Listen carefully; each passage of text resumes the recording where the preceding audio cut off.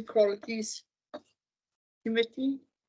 Are there any apologies for absence? Councillor Hughes and Councillor Beth. Thank you. Declarations of interest. Anybody?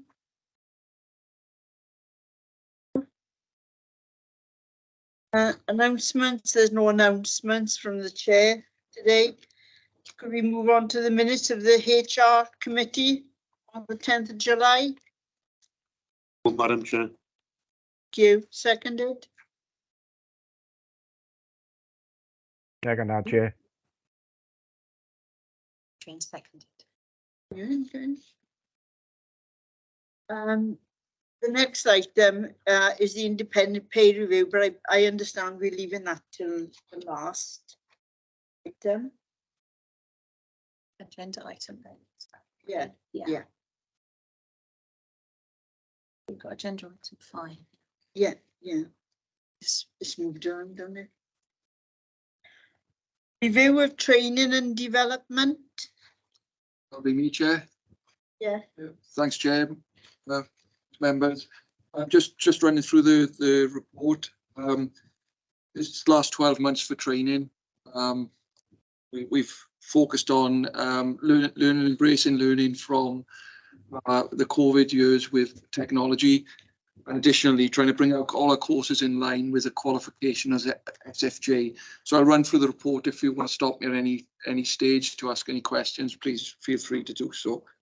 So with embracing technology, we're using our BMIS platform now to ascertain where we are with our training courses, with the establishment, and ensuring we stay in compliance with some of the legal aspects of our courses. So BMIS has really helped us out with that.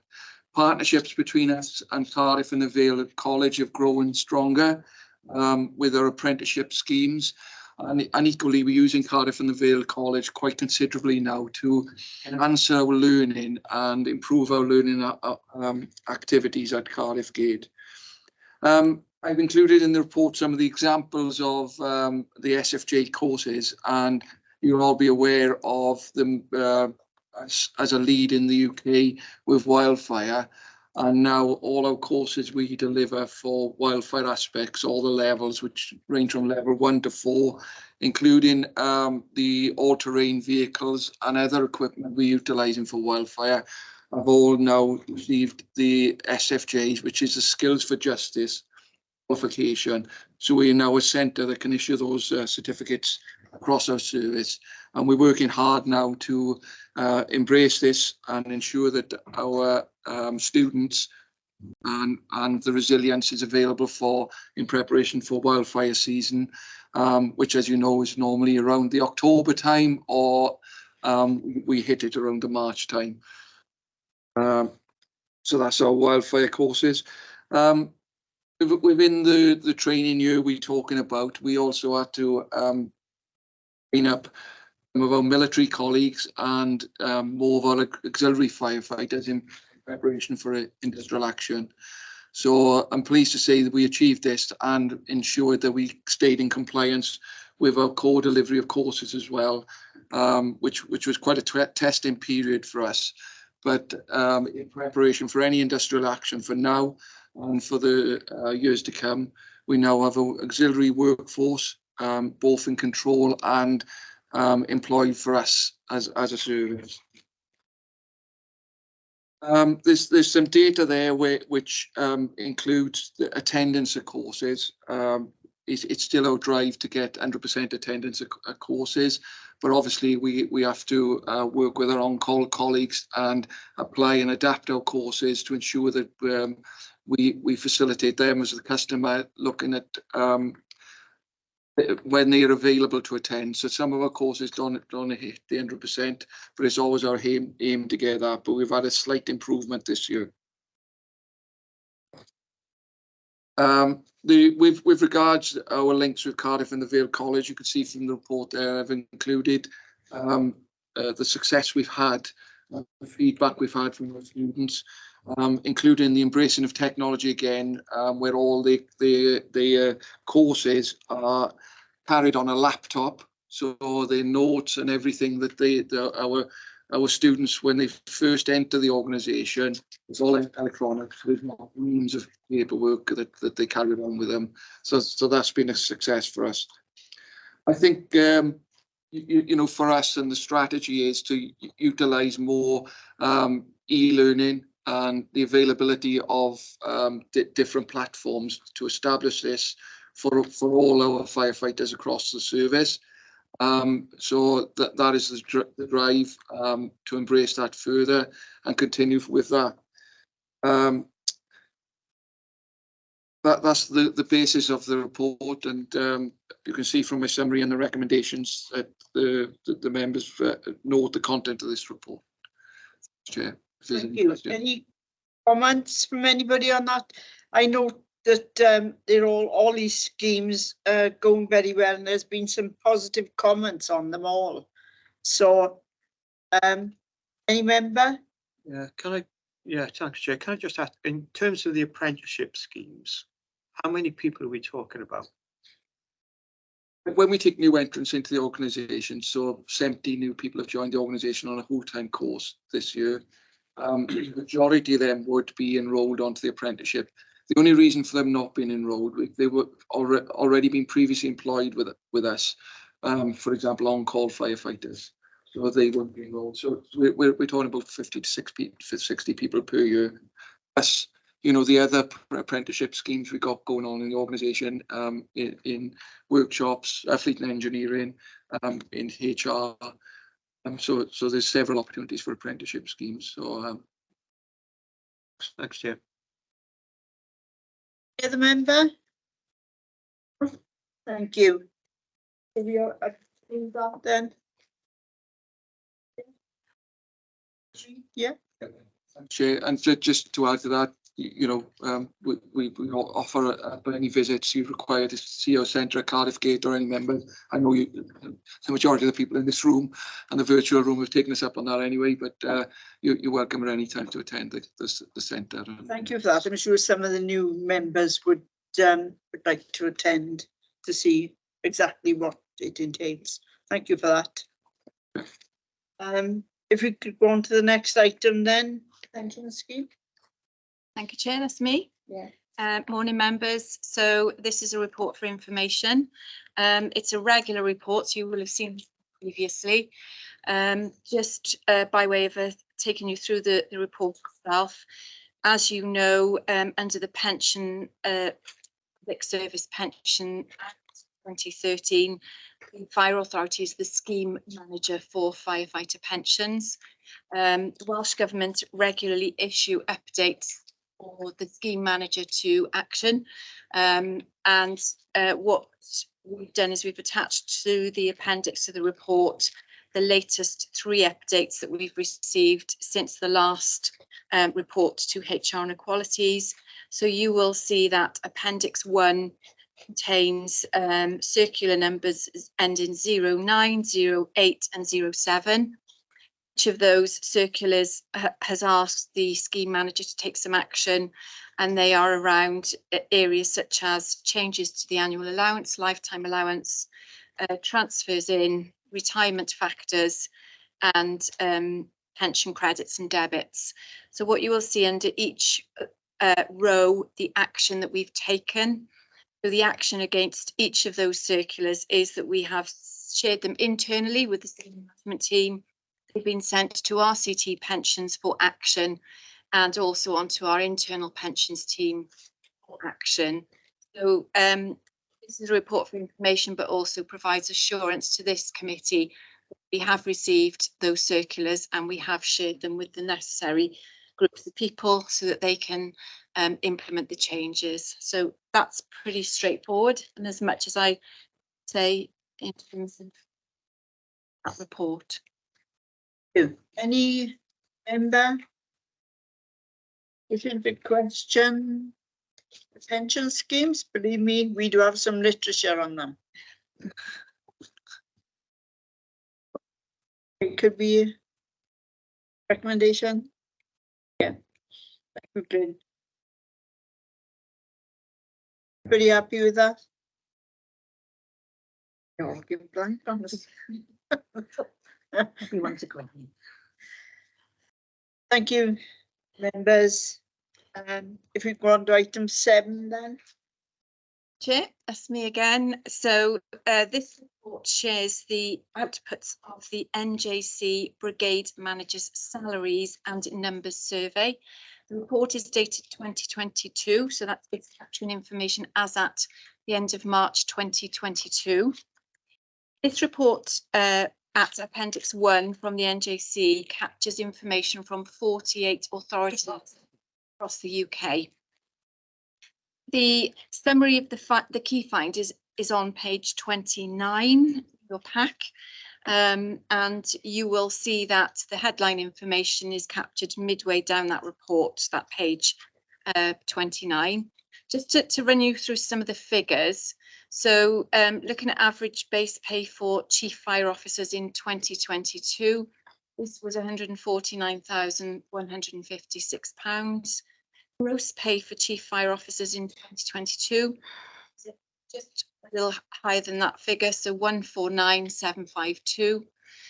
Deputy chief fire officers in 2022, base pay was 122,542. Gross pay for deputy chief fire officers, just a little over that figure at 124,744. And then just to finish off the suite of roles, average base pay for assistant fire officers in 22 was 109,865, and then gross pay was 110,076. Just to flag some of the tables within the report. So looking at top of page 31, your pack, tables 3 and 4 contain a bit more of a breakdown, and this is broken down by population. So just to flag with members, South Wales Fire and Rescue Service fall into population band 4. So just to sort of alert and flag and share those numbers at group 4 for base and gross pay. Also interesting and worth flagging table 5, which is around gender.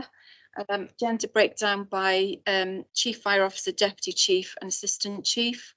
And good to see some females in terms of chief fire officer rank, but obviously numbers are quite low, so there's some work to do there, I would suggest.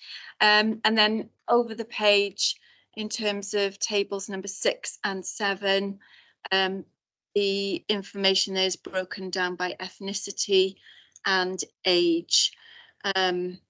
Interesting to note also to the gender table, ethnically diverse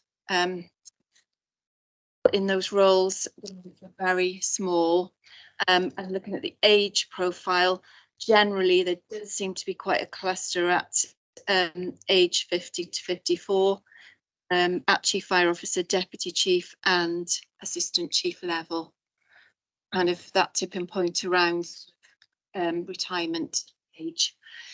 So I think that's probably enough to say on that report, and it's a precursor to your next discussion on pay, which is helpful to sort of highlight some pertinent aspects of the report, and that's as much as I would like to say. Member, need to make any on this? Right. Yeah. This obviously is a UK-wide thing. Do we know, especially considering places that, you know, more ethnic diverse areas such as London, Birmingham, Manchester, do we know why there's low representation? Not on a UK level, and particularly not around London. What we are doing as a service, though, we are not at all levels, I would say, probably need to do more in terms of recruiting more ethnically diverse people. We're doing some work locally around how can we best engage those communities. I think the feedback we have received is that people in those communities don't see themselves in some of our roles. So we've started to do more engagement in some of the sort of communities that principles of health, so that we can be in those groups and sharing with them what it takes to apply. So I think sometimes the application process itself puts people off. So really sort of talking them through an application form, you know, some hints and tips on how to apply, and doing that sort of stuff. So more sort of ground level engagement with those communities. So yeah, we're in a very similar position in terms of applicants for whole time visitors. But from a UK perspective, I haven't got the answer, but I would imagine it's probably quite similar to where we are as a service. Yeah, it's something that I've noticed the trend over the last, well, ever since I've been on this authority. We struggle recruiting. Yes. Because, you know, need a multi-ethnic workforce, more diverse. Okay, all right. Yeah, and we've done some work with Race Equality Wales recently around how can you help us get into those communities. So yes, we're working closely with them at the moment, and they're sort of channeling us into various groups and events that they work in. Thank you. Indicating. And you wanted to speak? Yeah, sorry, thank you, Chair. It's just a follow-up on that question, because obviously when it comes to obviously the diversity of authority area, Cardiff and Newport, particularly in Cardiff itself, are obviously a lot more diverse than the rest of authority, just for general makeup. So my question would be, do you have any figures of recruitments in each local authority area, like how many people are being recruited for whole time in each local authority area? And we can obviously then look then see obviously how much the workforce is being recruited in places like Cardiff and Newport, which are obviously generally more diverse than the general makeup of local authorities in the valleys, because the makeup is obviously just different in those areas. So I just wanted to see if you could get more information on where the authority is recruiting from. Yes, I'm sure we can arrange that and perhaps have a presentation at the next meeting of all the areas and the diverse groups that from where they come. Can we do that? Do that, yeah. Would that be okay, Dan? Thank you. Any other member? We could note the contents of this report then. Thank you, Glyn. If we could go on to the next item then, and I believe people are leaving now. We throwing some out. Yeah. Thank you, Chair, and I will just invite Mark Wright to join the meeting.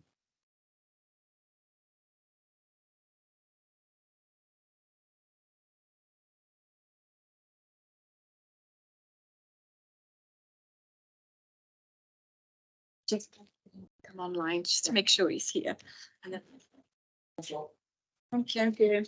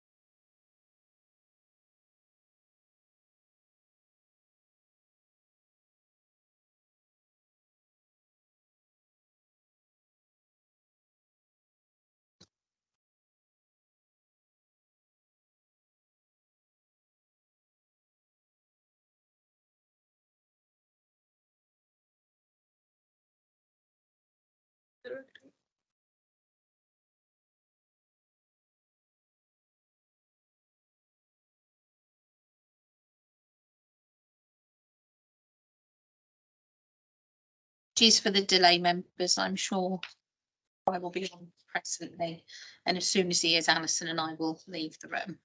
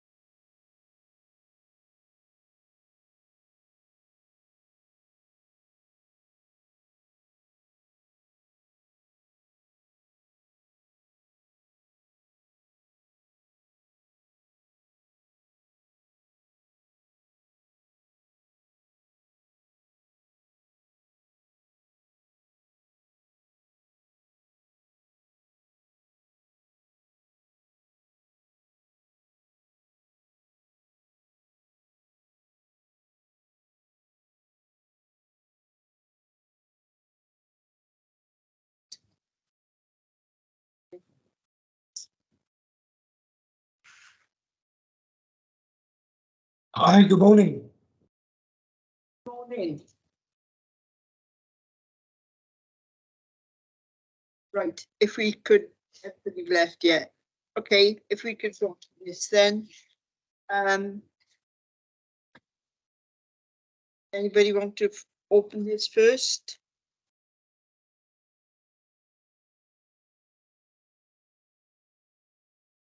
Report. I think Hannah is doing this. Yeah, are you doing this?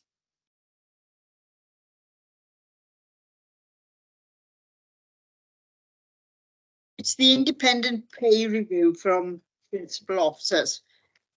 If you could start then, please. Oh, yes, indeed. Thank you. I'd like, I'm very pleased actually to be with you this morning to talk you through the report on pay for principal officers. And I know you've had a copy of the report itself. And what I want to do is really to walk through the report with you to highlight what I think are the key issues and certainly the figures contained in the 4 tables that you will be able to see in the report, and to give you a chance to ask questions and for me to attempt to answer them as best I can. So really, if I could start on page 3, the introduction I shall gloss over reasonably quickly. It talks about the fact that the Fire and Rescue Authority there in South Wales has once again asked us to carry out this piece of work and to provide this report. It goes on to talk about TRP as an organisation, what we do, what we typically are asked to do by our customers. So I'll move across that. Really, I want to start with the requirement of this particular piece of work as was put to us by the Fire and Rescue Service. So the requirement then essentially involved 5 discrete strands of work. The first of which, and very crucially, was to benchmark pay for the principal officers and to determine and make sensible and reasonable recommendations on the level of pay that would attach to the principal officer structure.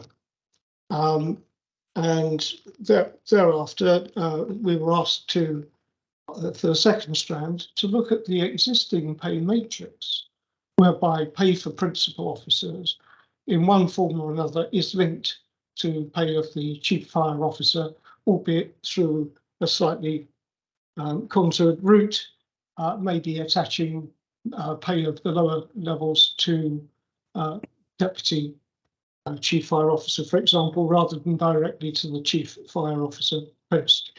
So we were asked to look at that and to see whether we could perhaps do something a little more straightforward. And then to move on from there and to look at making recommendations on a sustainable, sensible approach for the treatment of pay, if you like, for your 8 senior players who are either corporate heads of service, of which there are 4, and the 4 area managers. And that we've done, and we'll come to that as we get to it. And then to benchmark and recommend pay for your treasurer. And finally, to consider and make recommendations on any changes in the what we might call the differentials, i.e. the pay separation between principal officers as directors and area managers as heads of service themselves. So that was the 5th and final strand, and that is also contained in this report. So if I could rewind to then the pay benchmarking, this was done essentially taking pay to determine pay for your chief fire officer. And that was, the starting point for that was for us to lay our hands on relevant pay data that we could start to use as you know, the bench year from which we could draw sensible benchmarks. And here we were able to capture, like courtesy of your own internal team, we were able to have sight of the Brigade Managers Pay Survey report, the latest one that it published, which captured pay data between March 2021 and March 2022. And that piece of information was published in July of this year. So that was the starting point, saying, what does that look like? And from that data set, we were able to extract the comparators that best match the South Wales Fire and Rescue Service, because in that pay capture, it's set into groups or bands determined by size of population, essentially. And we therefore chose the data in which your own fire and rescue service is actually placed. And that was pay band 4, and that gave us 11, I think, entries across the country. And we were therefore confident and assured that we were looking at data from fire and rescue services that are seen to be by the brigade managers or the NJC for brigade managers, seen by them to be comparable in terms of scale. In other words, we could have used a broader data set and looked at all fire and rescue services, but there, you know, we begin to lose the comparability element, which we were able to capture by just looking at those or the pay for organisations of comparable size or deemed to be comparable size to your own fire and rescue authority. So that was the methodology. And if you turn on the next page to table 1, please, if you are able to see that, you'll see that pay was determined for the Chief Fire Officer to rise from its current level of 157,287 to 169,574. Of course, in looking at the data we captured, we had to sensibly increase that by 3.5%, and that represented the shift in pay that was recommended in January of this year for senior, for principal officers. So that was done to the average data, pay data that we captured from the brigade managers and the NJC representing the brigade managers, the Gold Book standards. So there we are. That was the pay for the Chief Fire Officer. And then, of course, by virtue of the links that have been established to set the pay of other principal officers to either directly or slightly indirectly to the pay of the Chief Fire Officer, we were able then simply to calculate the implications for the other ranks. So taking them down in the table, as you can see, the DCFO pay would increase from 125,830 to 135,656, and so on and so forth. We got the DCO pay rising to 129,131, the Assistant Chief Fire Officer rising to 127,435, and finally the ACO pay rising to 105,136. Now, that of course gives you variable increases in pay, and that's in the next column in the table. Tells you in cash terms by how much pay is increasing, but crucially the percentage increase in the final column is 7.81, because the same principles are being applied to each rank. Like the scale of increase is the same, in fact, so it's 7.81% to move pay from where it is to where we think it should be, based on the pay data that we've analysed and assessed that was pertinent to your comparator organisations across the country and concerning pay for the CFOs across those organisations. So that was a starting point. That's what we did, and that's what came out on the back end of our findings. So in table 1, I realise this is a fair bit of information to assimilate.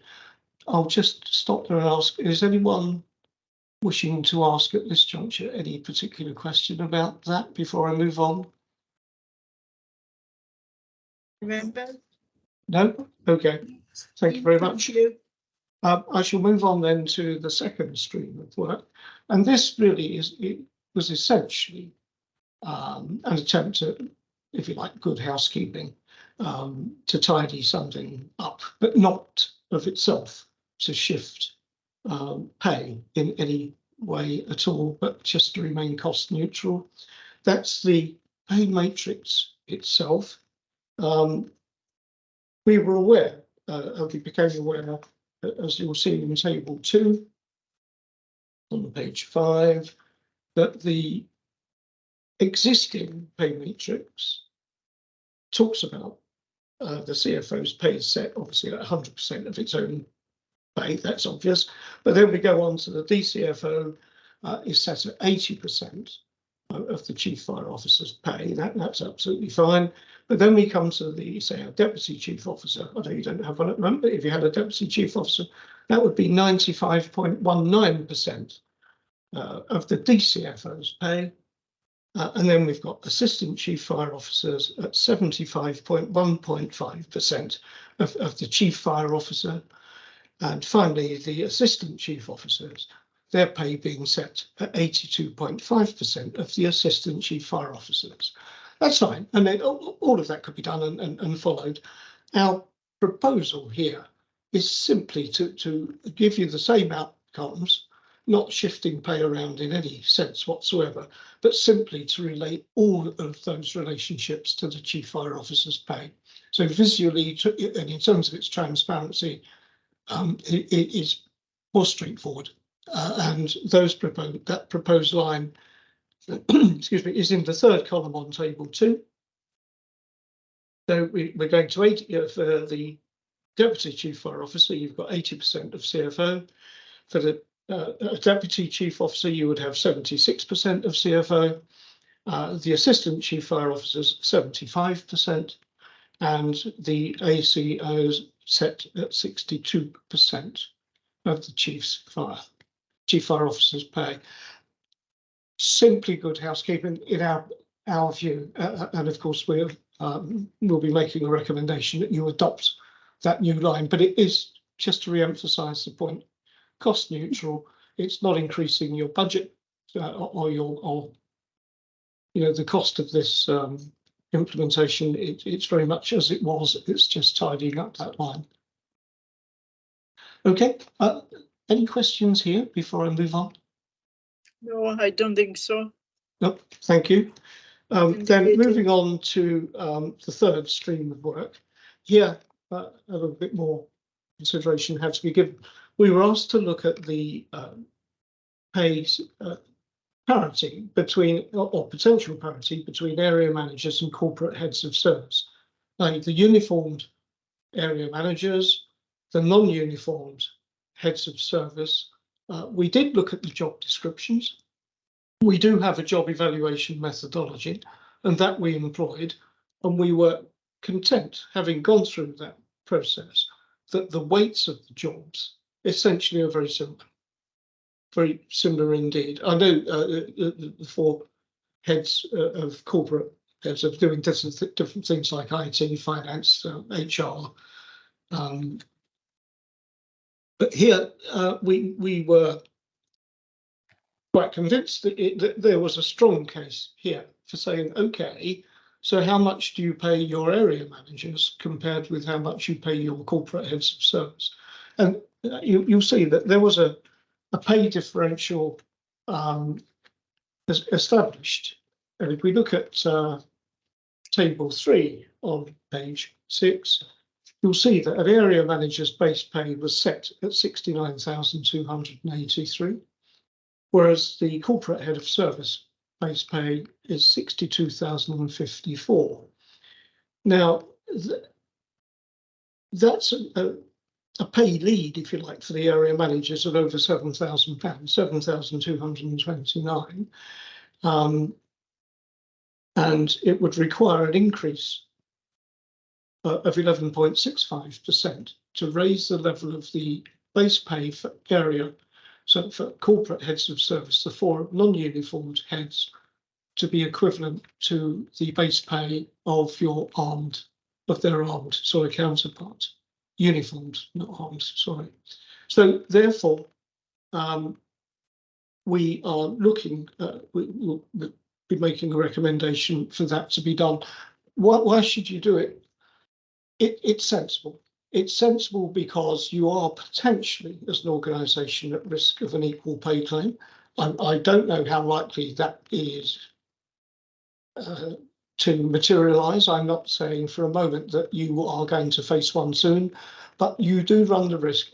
Equal pay is a gender-based, a gender-driven sort of piece of employment law.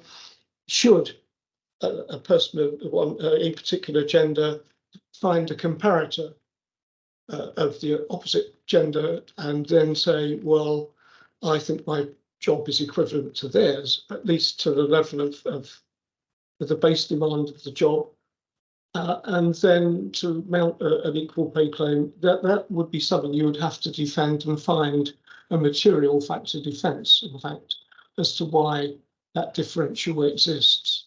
Now, there are issues, of course, for the uniformed service. There are issues around the allowances for quite and properly so, but substantial allowances for continuous duty and on call. That we're not proposing to mess with that in any way, shape, or form. That's set by the Grey Book that determines the pay and conditions for your uniformed area managers, whereas currently the heads of service, the corporate heads of service, non-uniformed, their pay is linked to that of ACOs in the principal officer sort of pay arrangement. So you've got 2 separate arrangements, if you like, for setting pay. So it's not surprising that there's been, over time particularly, a divergence in base pay. So there we are. That's where we were with that. And we will be recommending that that pay is equalised. And that involves increasing the pay of the corporate heads of service, but also removing the current link to pay of ACOs and establishing a new link to that of simply link it to area manager, let them march in step going forward. Therefore, this situation won't arise in the future. So that's that stream. Any questions there? That's a slightly more questionable piece of work. I accept that. Dan, you want to? Yeah, so my question also goes slightly after it as well, because obviously you've mentioned in the next bit of the area managers pay is obviously too close to the next rank higher. Oh yes, we will come on, absolutely. But my only concerns are at the moment, obviously, potentially not giving the area managers a pay rise at all. Obviously in these models might cause obviously an issue of morale with obviously all other levels, obviously getting significant pay rises of senior pay. I'm not against in principle, obviously, obviously the link is obviously between for corporate head of staff with area managers, even if they have for corporate heads have to have a higher than 11% if you will give area managers a pay rise as well. I guess my only concerns at the moment planning for no pay rise in area managers might cause a potential issue, particularly that all other senior members of staff are getting at least a 7% pay rise, and some would be obviously because they're getting paid additionally less than area managers, getting a double figure pay rise, and that might cause an issue there. my other question was obviously, you mentioned the roles were quite similar, but I'm potentially one area might be different is the number of people responsible for, because obviously most of the service staff are obviously grey book, so will come under obviously the area managers rather than obviously the corporate heads of service. So has Yes. that been looked into, how many staff they are responsible for? Because that might be a significant difference. If you're a head of a team of maybe 50 people, might be very different if you're responsible for an area that might The have scale 400 or of management, 500 people. Yeah. No, that you've made two very good points there, Daniel, and I accept them both. I first of all, I will come to the point you raised about saying there's no pay rise due for the area managers in table 3. And that's a fair point. There's no intention here in our recommendations to withhold or delay or in any way interfere with what might be recommended for the area managers through the grey book. Is their pay set nationally? I think is that how it happens? How does the pay rise occur for the area managers on an annual basis? That's obviously determined between the management as well. I mean, you've given us a presentation here, yeah. You know, so could we hear all the presentation first and then we can ask further questions then? No, fair enough. But I will. But essentially, my point is not to in any way say there is no pay rise for area managers. That might, your fire authority might deem fit. I think the key point is that we would be recommending that pay for the corporate heads of service would follow it and link to it on the basis of parity. And the second point you made, Daniel, about the job evaluation issue and the scale of management. Yes, I was able to look at the job description and the scale of management. I wasn't able to determine from it how many people there might be reporting in, but yeah, it might have a bearing on that factor that we use that talks about scale of management in our scheme, but it's by no means the only factor, and particularly the strategic requirement, if you like, the strategic thinking supporting the principal officers in running your fire service is very much along a similar basis, i.e. the level of responsibility for doing those things was very close by. But I do take the point you were making. Was the scale of management bigger for uniform people? Okay, I'll move on to just talk about the treasurer pay assessment as the next stream of work. This is for us again reasonably straightforward. It's just a question of how we have recommended it might be approached.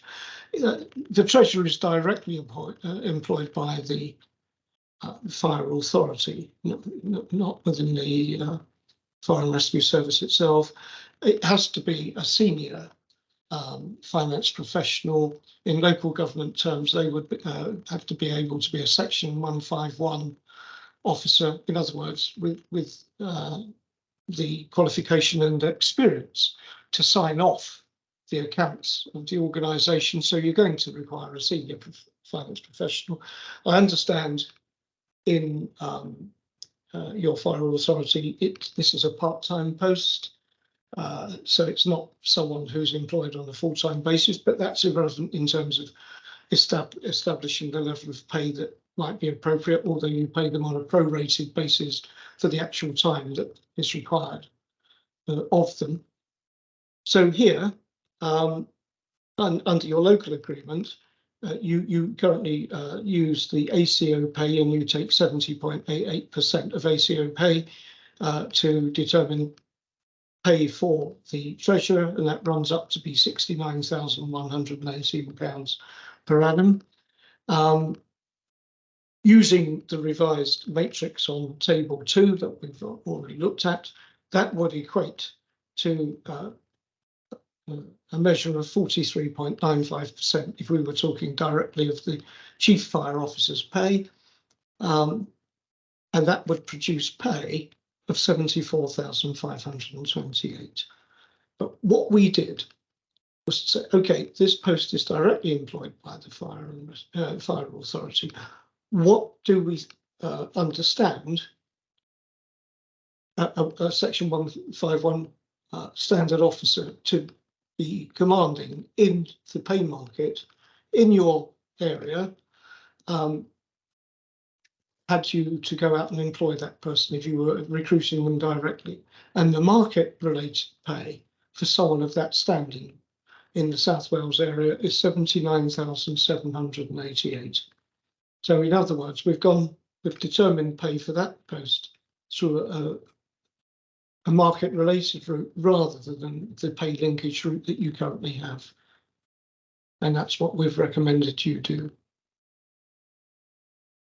And then the final piece of work is to look at pay for principal officers as compared with pay for area managers, because some concern has been raised about the small and diminishing pay differentials between the pay of ACOs and the pay of area managers. And that's best illustrated in the final table on page 7, table 4, where you can see, for example, that current pay for an ACO is £97,515 a year, whereas for area managers, it's £94,779. And that's a pay difference. Okay, you've got directors, if you like, at ACO level, and you've got your heads of service at area manager level, and the pay differential runs up to £2,736 per year.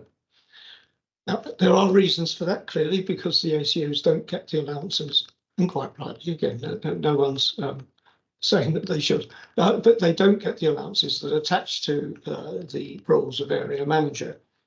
But it does potentially present certain issues for the running of the business going forward, you know, and as to how the roles of director are seen, and therefore the incentive, if you like, or the likelihood that someone might just want to move from area manager. I know they're uniformed and their normal course of progression would be to assistant chief fire officer, but that's not necessarily the case now. We wondered whether someone, for whatever reason, thought that their future might better be suited to adopting or taking up roles as an ACO, and therefore was the pay differential worth the powder and shot sort of thing. You know, was it really sufficiently substantial?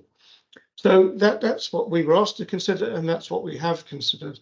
Now, here we find that should you implement the pay increases that we recommended at the beginning, set out in table 1, there would be a pay differential of £10,357. So that would increase that differential, would increase the percentage from 2.89% differential up to 9.86, and that seemed to us a reasonable separation. That then concluded the 5 strands of work, and we move on, if you like, to the recommendations, each of which follows those things I've described. So I'll run through them very briefly for you. We're asking, or we're recommending, that the Fire and Rescue Authority increases pay of the Chief Fire Officer to £169,574 for the reasons we've set out in the report. We've suggested you adopt the new and simplified pay matrix, again for the reasons we've set out.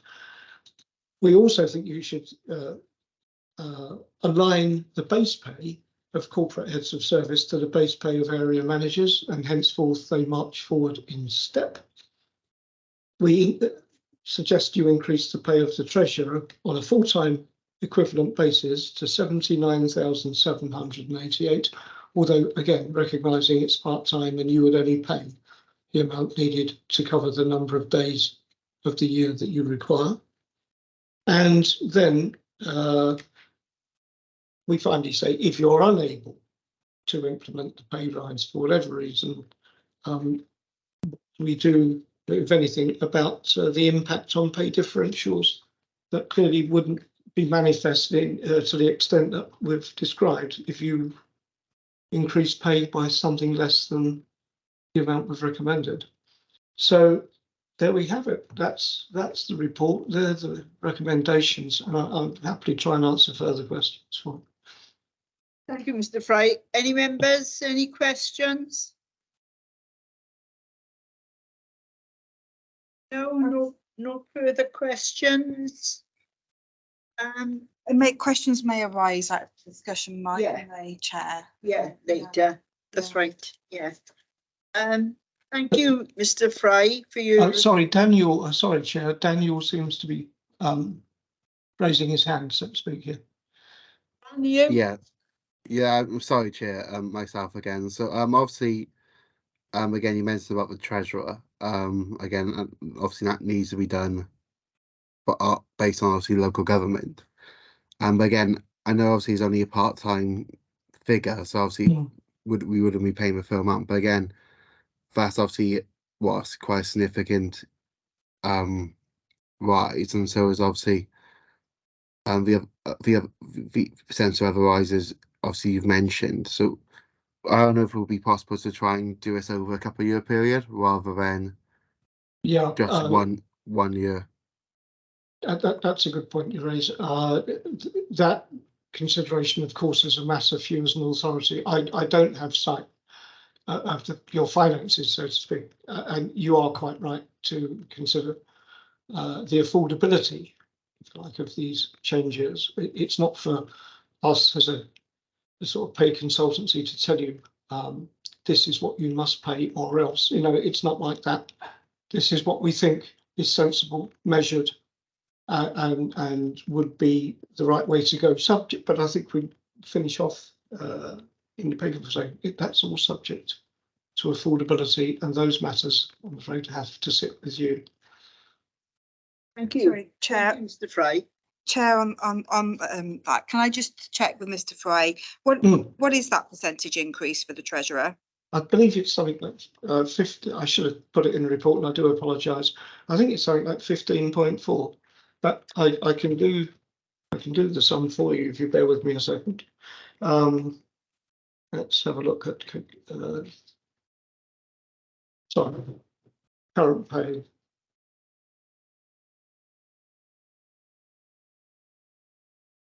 Is 69,118, isn't it?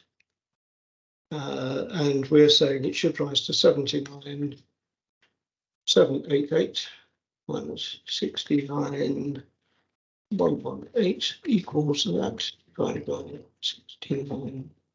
15.43% is the increase from its current pay to the level that we're recommending, having done the market pay report for you. Okay.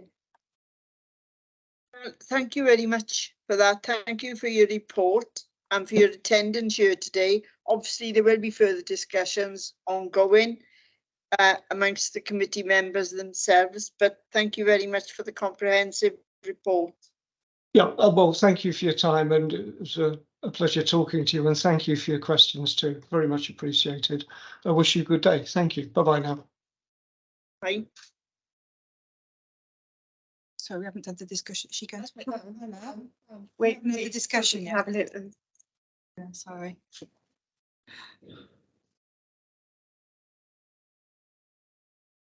Members, as you know, this is reported to the fire authority anyway, you know, so whatever we discuss here, we discuss there as well.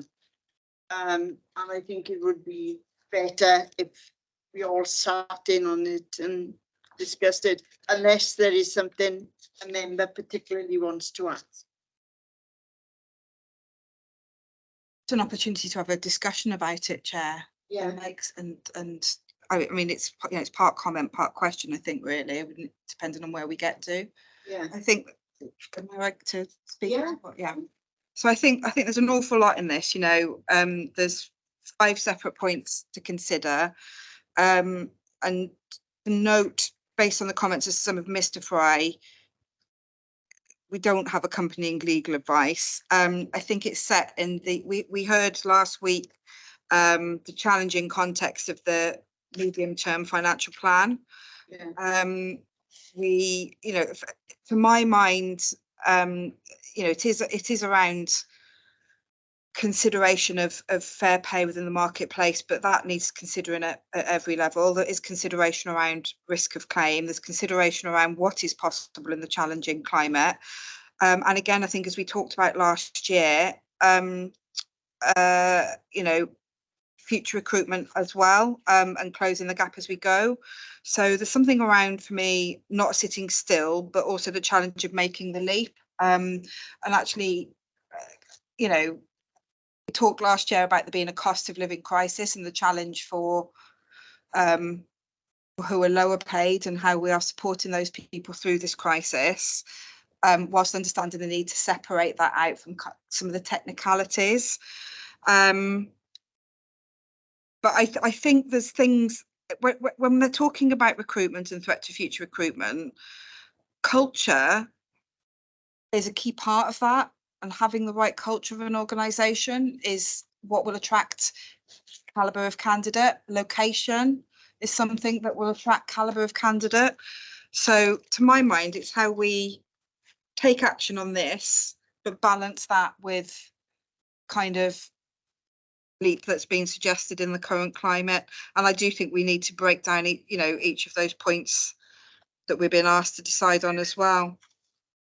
Yeah, I agree that. And you're right, I mean, we must start to make greater headway to normalise, you know, but without the facts, the financial facts put to us, I think it's going to be rather difficult to just make any decisions within this committee. I think we need the overall picture, and that's why it is best for it to go to the fire authority as a whole. But take on board the points that have been made here today, especially some of the points that Dan have made, you know. So I don't know how members feel about that. Chair, can I Yeah. jump in? Lost Dan. Dan, you're on mute. Sorry, thank you, Chair. I do apologise for that. I know after 3 years I should know better. But I agree. I think we need to wait for the full fire authority meeting to discuss obviously levels of pay. But one area I think because I think it needs to be looked into before that is obviously maybe asking for more information around the difference between obviously area managers' roles and responsibility and obviously the corporate heads of service. Because obviously, again, through job descriptions, those roles do look very similar. And that's an important point to start off with. But again, obviously, I think that might not take into fact, obviously, what both roles do on a day-to-day basis, and obviously the number of people responsible for, and we don't know obviously other time commitments. Is there more travel and other time commitments between the two roles? I think needs to be more looking into before you make any significant change in what the roles have done. Like when the service obviously did a review of junior roles, they did obviously a long term obviously look, talking to obviously staff affected before they made obviously any significant changes. And I'm just worried, looking at job descriptions and deciding to make significant big changes from that might not be enough. I think obviously needs to be speaking to staff and going in a bit more deeper before we go down that route. And I think obviously it's something potentially we need to go down quite quickly, but I think we need to be careful how we do it, and obviously talk to staff affected first before we go anywhere near there. I think that's something obviously as HR committee should have, obviously, you know, have an hour minutes and see that obviously begun. Maybe I hope the rest of the committee agrees. Thank you, Dan. Any other member? No? Are we agreed then that it goes to the fire authority for? Yeah, I will, Madam Chair. Thank you. Thank you, everybody.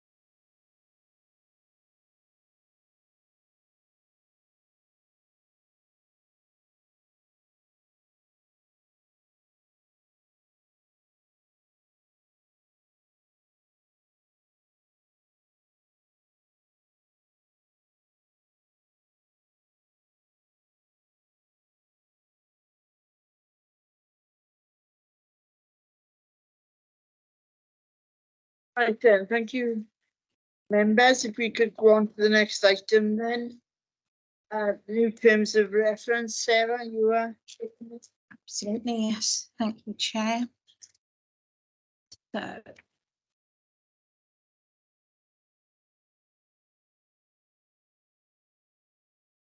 Apologies, members. So moving on to agenda item 9, which is the HR and Equalities Committee proposed new terms of reference. So this report requests that members consider and review the current terms of reference for the HR and Equalities Committee and to agree terms of reference going forward. Now, as members are fully aware, the terms of reference define the purpose and structure of the committee and provide a documented basis for making future decisions. The terms of reference, which are found at Appendix 1 of this report, were last reviewed in 2012. And the recommendation is that members review and agree terms of reference for the HR and Equalities Committee to ensure that they remain suitable for future purpose.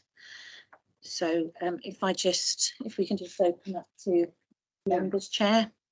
Any members? Any questions on this?